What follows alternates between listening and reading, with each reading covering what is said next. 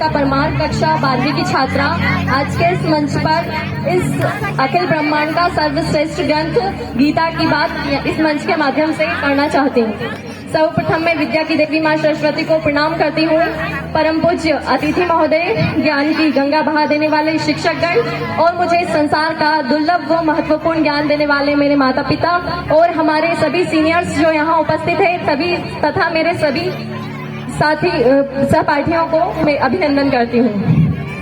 जब भगवान श्री कृष्ण कौरवों के पास गए तो उन्होंने कहा कि यदि आप आधा राज्य नहीं दे सकते तो केवल 5 गांव दे दीजिए, मैं 5 गांव के माध्यम से पांडवों को मना लूंगा। और हस्तिनापुर का इतना बड़ा साम्राज्य है, 5 गांव देना कोई बड़ी बात भी नहीं होती। इतना कहकर दुर्योधन तो भैया बिचक गया। वो तो उसने तो भगवान श्री कृष्ण को अपमानित करके भगा दिया और कहा कि जाओ और जाकर कह देना उन 5 व्यक्तियों को कि बिना युद्ध के मैं उन्हें एक सुई के नोक के बराबर भी जमीन नहीं दूंगा। भगवान श्री कृष्ण युधिष्ठिर के पास जाते हैं और कहते हैं कि अब तुम्हारे सामने युद्ध ही श्रेष्ठ है, वरना तुम्हारे पास कुछ नहीं बाकी रह जाएगा। यहाँ से कविता स्टार्ट होती है। कुरुक्षेत्र का मैदान है, एक तरफ कौरवों की सेना है, एक तरफ पांडवों की सेना है। तलवार समर और पैदल सैनिक कुरुक्षेत्र में खड़े हुए, तलवार धनुष और पैदल सैनिक कुरुक्षेत्र में खड़े हुए।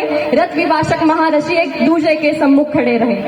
रथ विपाशक महारथी, मैं आप सभी का सहयोग चाहती हूँ कि कृपया कर ध्यान से सुने, अन्यथा तलवार धनुष और पैदल सैनिक कुरुक्षेत्र में खड़े हुए। रथ विपाशक महारथी एक दूसरे सम्मुख खड़े हुए।